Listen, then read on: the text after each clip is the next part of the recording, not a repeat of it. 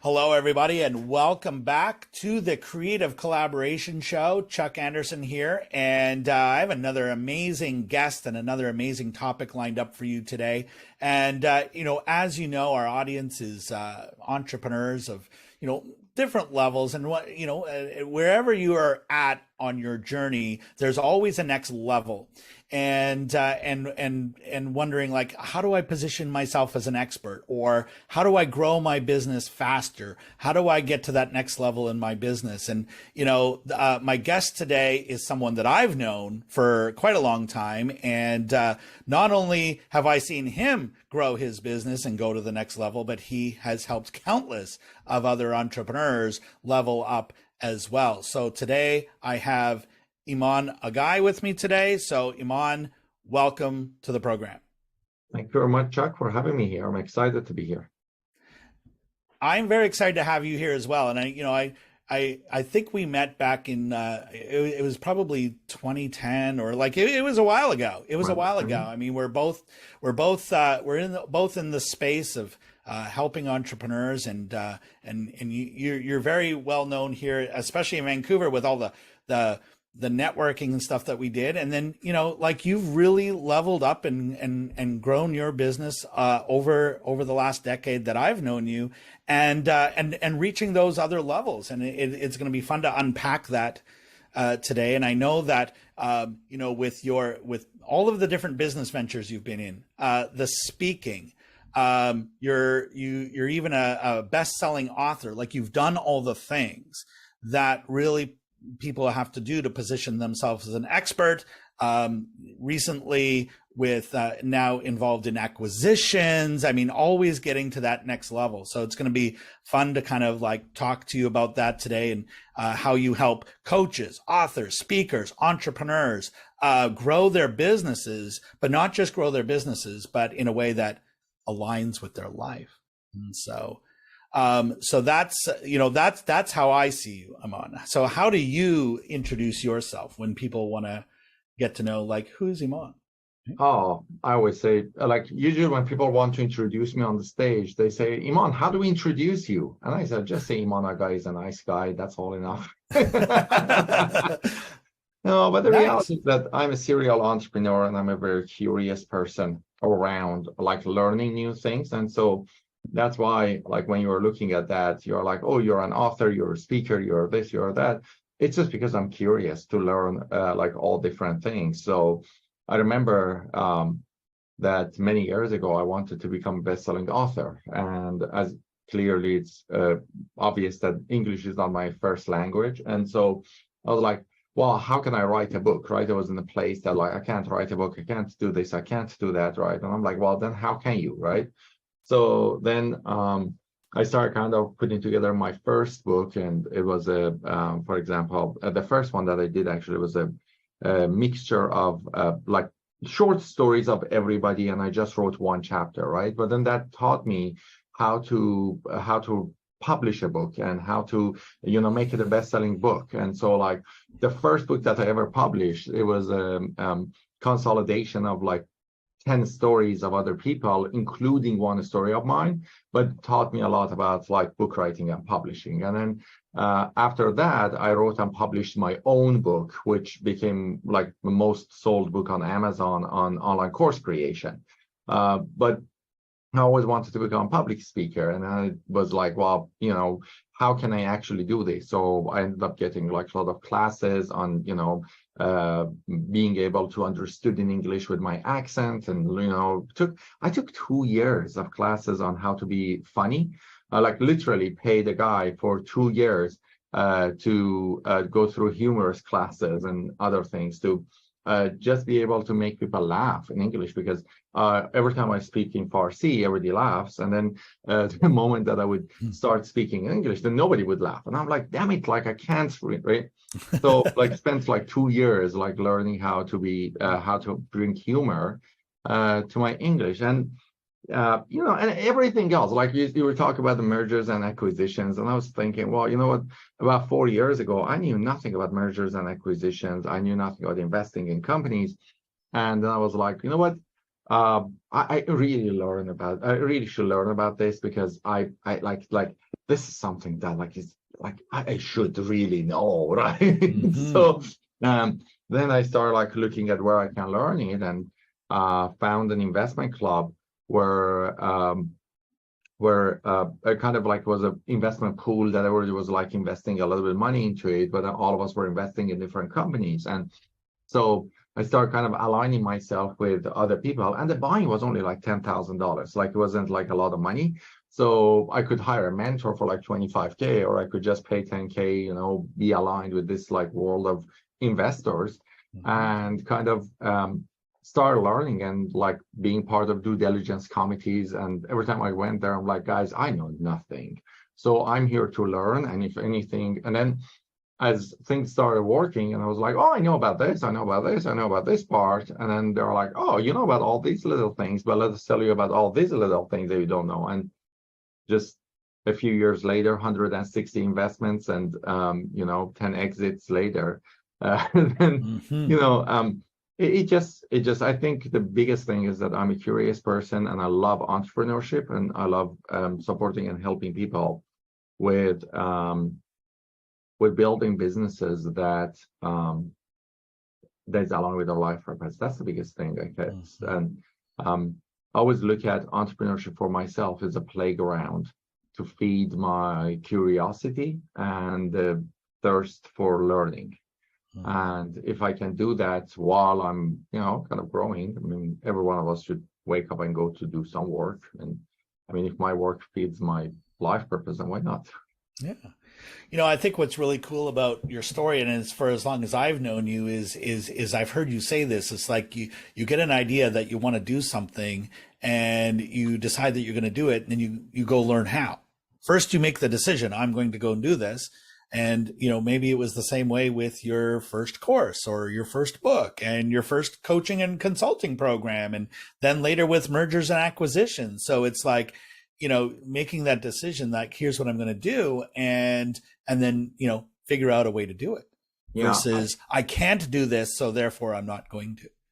absolutely. And also knowing that there are lots of smarter people out there in the world that you can learn from, and then be open to it. Like I'm more than happy to be the student and the kind of the like the least smartest person in any room that I walk into, and learn from all these other smart people that are doing super amazing things, and just sit there like a kid and just take notes on everything that these guys are doing, and just kind of see how I can implement it in my life. Now, this is an interesting thing because of course, in my own business, I'm a mentor. Like we have programs that people pay hundreds of thousands of dollars to be in my programs and go to my classes and everything else.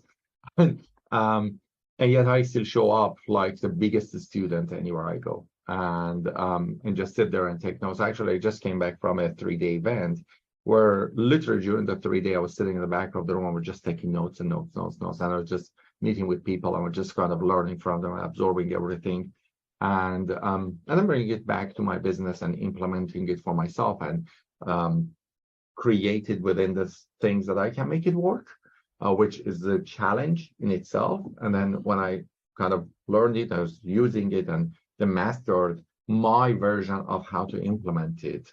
Then I can help others with like doing those things. So Mhm.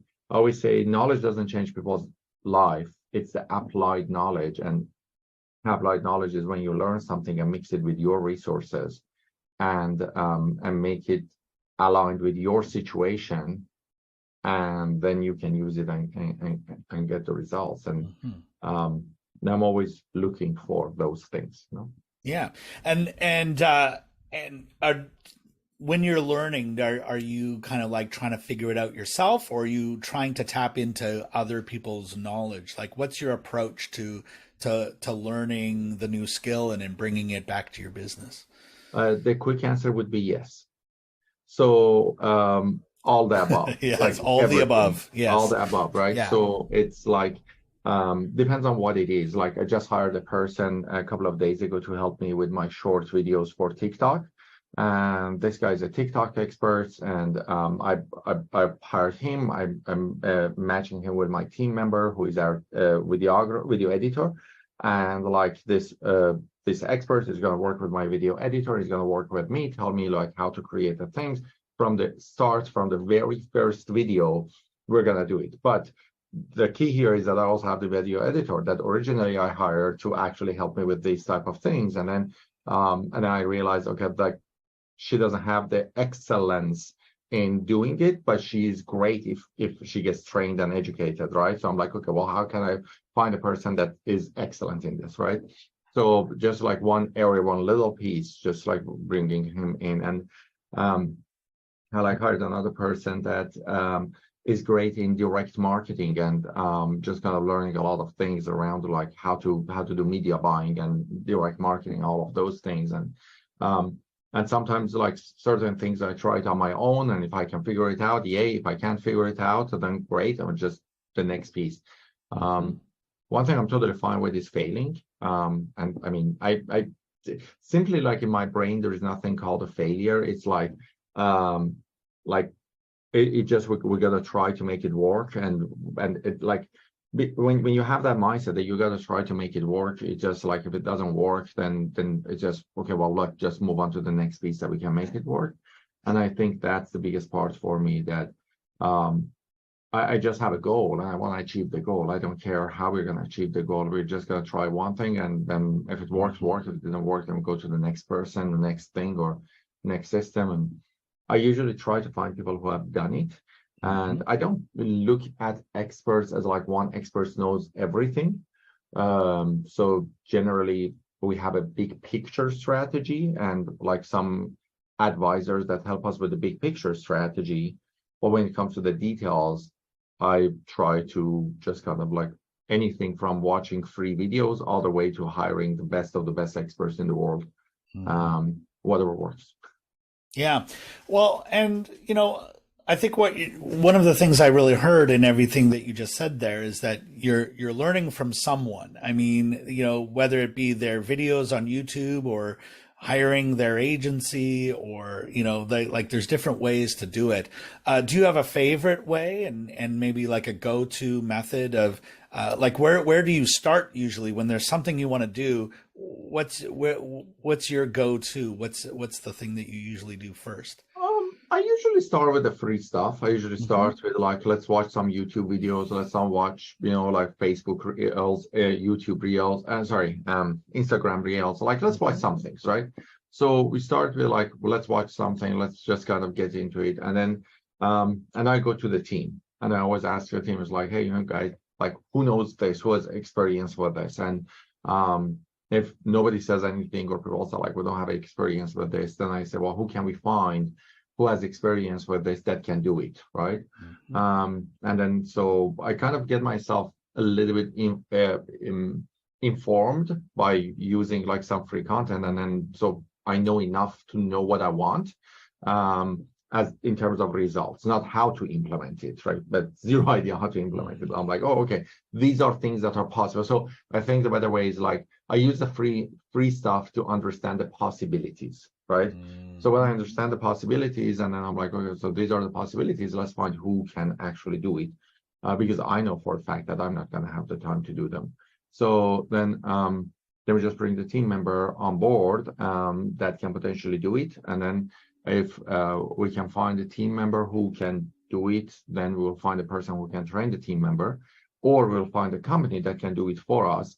For example, we are launching a new podcast for Actioner, one of my companies, and for example, we had an expert that he just told us like, just create 40 minutes videos, and we're going to break it down to smaller videos. We're going to create your shorts, we're going to create your reels and everything. I'm like, oh, okay, that's great, but then tell us what to say in the 40 minutes, like what's the structure? And then he's like, oh, okay.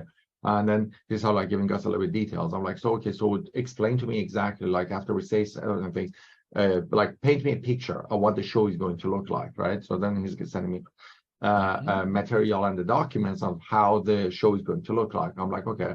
And then how are we going to edit the videos? Like, because I want to do multi-camera videos. And then And then they are like, dude, like you're asking so many detailed questions. I'm like, because I want to do it, I want to do it right. I don't care. Like I'm doing it and I realize it was wrong and improving it. But if I want to spend resources, like a couple of hours of my time, I'd rather be prepared as best as I can. And then say, okay, well, now I can even improve this better. So anyway, we got like all the details that we needed to do. And then first episode, we sat there, we edited, we bought the proper cameras, we bought the right tools, and then we were like live editing the videos and everything else. And we sent it to them and they're like, oh, like this is really great. And let's keep on doing this thing that you guys did. And I'm like, okay, perfect. So like we got it, right? And so we outright first step, we outsourced it from the very first step with that one, right? Found a team, knew how to do it, taught us how to do it. We did it. We went back to them. We got their thumbs up, and then now we are recording it, and then they are taking care of posting it on all our platforms and everything else. But probably before hiring them, I was watching Rachel Peterson's Instagram reels for the last like month. And just kind of getting myself familiar with like tools. I had no idea about what Metricool is. I had no idea about like so many things, like her 3x3 hashtag strategy. Like, oh, I had no idea about any of those things, right? Sat there, watched some reels, got a kind of an idea of what I'm looking for, like what result I can expect. Then found a person that could actually do the whole work for us, and then we just needed to produce the content. Now, some of your listeners might be listening to this and thinking, Iman, what would you do? What were you doing before you had a team, right? Because I'm pretty sure like many people would have that. Well, we get a lot of people who identify as solopreneurs, and we say that a lot, and we're trying to aspire people to move beyond doing everything themselves and to find people to collaborate with, which you do a lot of collaboration. So yeah. Yeah, absolutely. So I'll just tell you about that part, because I feel like sometimes entrepreneurs that have made it a little bit, then they totally forget how it looked like when they didn't have a business, when they didn't have a team. And I always try not to forget what it actually felt when I started. So I'll tell you this: if you're a solopreneur, the first thing you want to do, you don't want to distract yourself with 500 million things. And you want to divide your week to 5 8-hour weeks. So you don't look at it as like 1 40-hour week. You want to look at it as 5 8-hour week. And within that 5 8-hour week, you want to have 1 8-hour time, which is a day, like one day, where you are making sales calls. So either sales calls, webinars, something that directly generates you money. Every single hour of that should generate you income, should generate you money, right? And then the other hour, the other day, like the other 8 hours of it, I would dedicate it to deliver what I sold. So if I'm selling coaching, then 8 hours of coaching, right? So I'm coaching clients back to back, right? And then the other 8 hours, I would spend it on marketing tasks. So things that would help me to get those 8 hours of sales calls. So building funnels, building systems, and everything else. And then the fourth 8-hour day, I would spend it on production, anything that requires producing, either producing content, producing anything that requires production. So if you're a course creator, producing your course content, producing your the brochure that you can use to sell later on, right? And then the last 8 hours, so the fifth 8-hour, I would do it as a catch-up call, as a catch-up day. So like I would catch up with my emails, catch up with anything. So one of the things that people do a lot is that they don't account for catch-up day, and they get themselves overwhelmed. And when you're overwhelmed, you're in high cortisol level. When you're in high cortisol level, your brain isn't creative, and creativity is the fuel for productive action. So if you're not creative, you're not productive. And then what happens is that it just your productivity dies, so your impact and effect dies. And so because you're constantly in fight or flight mode as opposed to being in a creative area. We can actually talk about that just for some time. Yeah, that sounds, yeah.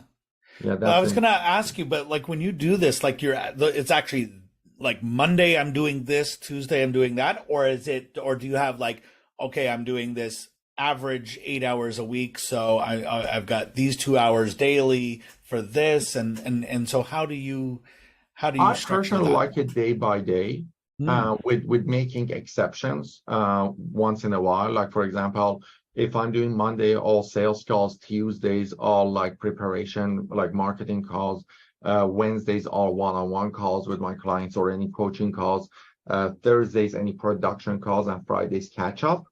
So, for example, like if I want to make a sales call on Monday and then the person can't make it on Monday, then I say, well, can I move you to Friday? So Mm. then I just make an exception, but I don't like to make exceptions. And because when you're on sales calls back to back every single day, like you're effective, you got like 5 conversations back to back, you're in the mood, Yeah, you're in that mode, right? You're in right? sales mode. You can move from one to the other and be selling.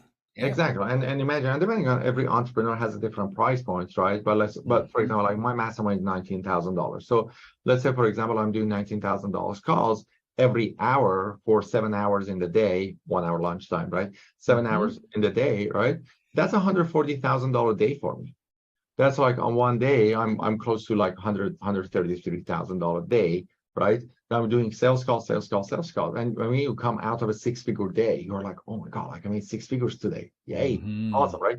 So then the next day when you are coaching or other things, you're totally in the zone for that thing, as opposed to like being distracted by 500 million things, right? Hmm. So Trying and to squeeze it in between appointments and moving from one yeah, thing to the other. Hmm. yeah. And like, for example, when it comes to production, like when I'm creating things, I can't create things in half an hour. Like I can't, right? Unless I'm going to deliver it immediately at the end of that half hour, right? Hmm. So like, for example, if I have a talk at 10 a.m., I don't have my PowerPoints by 9:30 a.m., that's great, because between 9:30 to 10 a.m., I put together my PowerPoint, I'm super effective, right? But that's a different story. That's just because I love to work under crunch. And lots of people Hmm. don't. Lots of people want preparation. Hmm. But beside that scenario, which is like a last minute thing that makes me very productive, um, any other situation, I'd rather to block my time and just do everything. Like, and there are benefits to it. For example, when I go on trips, because I usually take 3 weeks off every 4 months, and even when I take the weeks off, when I'm coaching, I have to coach, right? So Hmm. because I mean, I can't tell my coaching client that, hey, I'm on vacation for 3 weeks and I'm not going to talk to you for 2 sessions, because it's every other week, right? So like there is a chance that I have to skip 2 sessions, but 2 sessions, that means like I'm not going to talk to the client for 5 weeks because of the way the time works.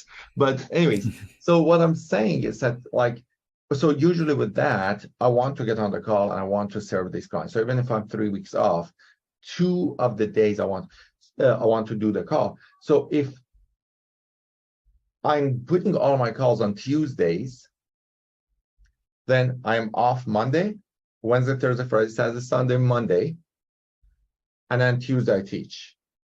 And then I'm off for 14 days until the next Tuesday. Hmm. So it helps, but imagine like if I had one call Monday at noon, another call Tuesday at 4 p.m., another call like what, right? So that would be very, very hard. So a few years back, my ex and I, we went on a 75-day trip in Europe. Like we're traveling Europe, like we're in 50 cities, 14 countries in 75 days, right? And what I knew is that I got to get myself to a really good hotel with good internet every Tuesday and have to stay there till Thursday morning, because Wednesdays were the days that I was making all my calls. Hmm. So any other day of the week, didn't matter where I was, didn't matter if I needed access to internet, whatever. I just knew that every other Wednesday, so which Hmm. meant that I have to check in on Tuesday and then check out on Thursdays. I have to be in a good hotel with a really reliable internet. Hmm. And So so, much easier to plan and yeah, run your everything in your business while life. you're traveling. Yeah, exactly. Everything in your life, you can plan it 10 times easier. Hmm.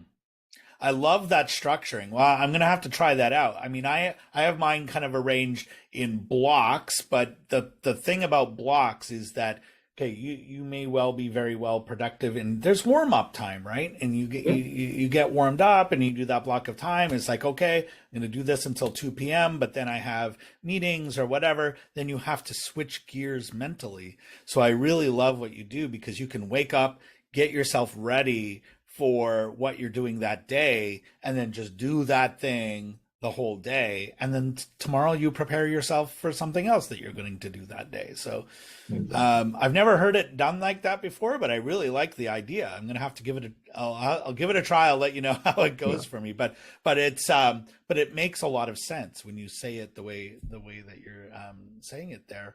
And I know that a lot of people are, still like they're doing a lot of things themselves. We've talked a lot about what your approach is to learning and, finding the right people to either learn from or collaborate with or hire or bring onto your team. And, if you didn't have the people to collaborate with, where do you think you would be in your business if it was just you? Oh shit, like I would be nowhere. If without collaboration, I would be absolutely nowhere. So you remember this because that's the time that you actually met me. So I immigrated to Canada in 2009. I couldn't speak English. I didn't have any family, friends, network connection.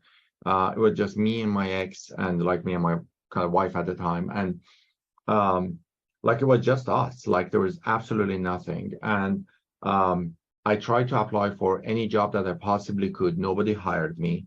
I even applied as janitor to Walmart, and they didn't even hire me. Like even as a janitor, nobody was hiring me. So you're not qualified to sweep floors. I was not. Yeah, I wasn't qualified for washing toilets. So that's where I started, right? And so in 2010, in February 2010, we were about 17 days away from becoming homeless. We didn't have money to pay the rent. We didn't have money to buy food. We were just like very limited in like the food that we were eating. We're just very careful about everything. And that's when I started my business. When I started my business, the very first client that was referred to me 3 days later. Now that client, that was the first client that I got. And that came from my hairdresser because I told this guy that I help people to increase their sales from internet. And 3 days later, he sent me a client, like literally 17 days away from becoming homeless. I decided to start my business, went to get a haircut. The hairdresser asked me what you do. And I said, I help people to increase their sales from the internet. And he said, well, explain it to me how you do it. I explained it to him. 3 days later, he referred a client to me. And that client paid us $1,800, which paid for the rent of the month and bought us food. The next month, the exact same client paid me another $1,800, and a friend of mine referred another client to me that was paying me $800 a month. So between the two clients, like I made like $2,600 that month, which paid for the rent of the month and the food. And then my ex got a job, and like she started like making money, and then I started like building everything. But then everything that we had and everything we built it based on these collaborations. And these are different referrals, super small, but still like referral from a friend, referral from a hairdresser. And then, when I started, I also started a group called Vancouver Business Network, which you know about. That's where I met you, yeah. Yeah, exactly. So where we met was Vancouver Business Network. But for the first 3 months, because I couldn't speak English properly, I wasn't the one who was running it. So I invited this friend of mine, her name was Sarah. And I said, Sarah, I really need your support. And she said, what do you want? And I said, can you MC the event for me? And she said, then what do you want to do? I'm like, I'm going to learn English. I'm going to improve my English because I can't be an MC. Like nobody's going to understand what I'm saying. So while Sarah was running my events, I was in the back of her. Everybody thought that I'm the cameraman, right? But Sarah and I collaborated. So she ran my events. And in return, I built her website. So I built her website, she organized my events, and then in the 3 months, I went to Toastmasters, I went to like different places, learned how to MC. And after 3 months, I called Sarah, I'm like, hey, thank you very much for running my group for the last 3 months, and I have to take it over. And she was like, are you sure that you're ready? I'm like, I'm sure I'm not ready. but I promise you that I'm going to be ready in 3 months, and this is 3 months, and I'm just going to take it over. So then I start like kind of being the MC after 3 months. And then at that point, people were like, oh, you are the organizer.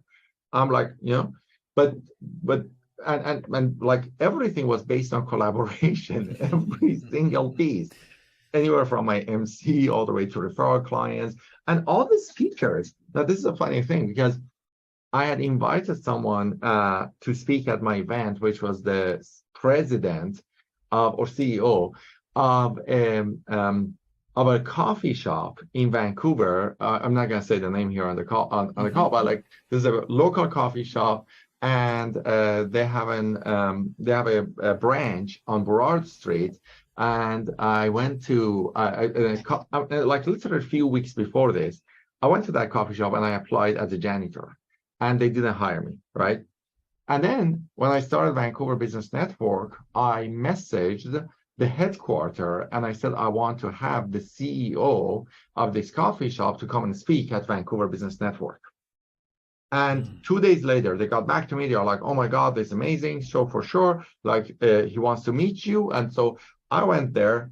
He actually, instead of like, so I went to his office, and instead of talking in his office, he said, you know what, let's walk to this coffee shop around the corner and just grab coffee. So we walked, and he took me to exact same coffee shop and bought coffee. And then we sat there, and I'm like, holy crap, like just a few weeks ago, these guys didn't hire me as a janitor. And then now the CEO is buying me coffee at the same location, right? But the key to that was all like the foundation of collaboration, because you see, Chuck, you're doing something super awesome and smart, and I hope that anyone who is listening to you and listening to us here actually understands the importance and the value of this. By doing this show, and also me by running Vancouver Business Network, right? We are using systems and techniques to position ourselves as the go-to expert to become influencers in our market, right? And when you become an influencer, you immediately get access and credibility. And that's exactly what happened. When I was the founder of Vancouver Business Network, everybody wanted to have coffee with me. Everybody wanted to talk to me. Everybody wanted to be on my stage. So I went from a new immigrant who couldn't speak English, who kind of nobody wanted to hire him, all the way to become a person that was an influencer in Vancouver, and everybody wanted to be on his stage. And all it cost me was $89 for 6 months on meetup.com. I just went on meetup.com, started a group called Vancouver Business Network. Now, later on, that group became Entrepreneurs International Network, which today it has, I think, 80,000 members or 77,000, something like that, 1,000 members. That's growing and expanding. So sometimes people hear about the success. They're like, oh, Iman is the founder of Entrepreneurs International Network. That's super cool. They have 77,000 members. They're in 15 cities. Yeah, but you got to see how it started. How it started was because... Yeah. I love everything about that story. And I think what really stands out to me, because you found a way to do it, even though there was all these reasons why not to do it, right? How do you have a group without being the person in front of the room? Partner with somebody and invite them to be the person in front of the room. That's how I started a parenting podcast. I'm not a parenting expert. Nobody really wants to hear from dad. They want to hear from mom. And so I partnered with a mom with a voice, and she became the host of that podcast. And so how do you have a podcast without actually being on that podcast? You partner with people, you collaborate with people, you find a way to do it. You don't necessarily need to be the one, pushing the buttons and pulling the strings, or even the one in front of the room to be successful with that. And I love how you just kind of like took that and then use that to propel yourself further. And, I hope our audience really heard what you said, and you leaned in, which is great. There's always a way. And if you're not sure what that way is, reach out and ask. I mean, we have great ideas. We do this all the time. And so there's always a way, to do what you need to do. It's not always money that you need. It's creativity.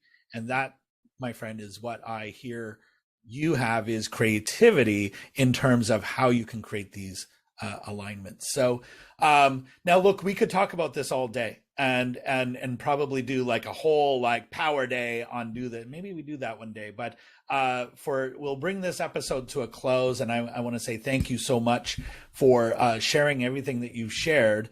And then I've got a couple of wrap up things, but first of all, where do people reach? Where's the best place to find you if they're looking to reach out to you, find out about your companies and that sort of thing?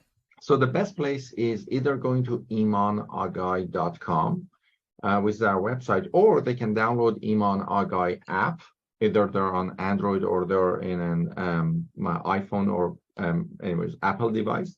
But they can go to imanaghay.com, and that will also show them like how to download the app, and they can get access to a lot of information, a lot of training, lots and lots of free things are there on the website.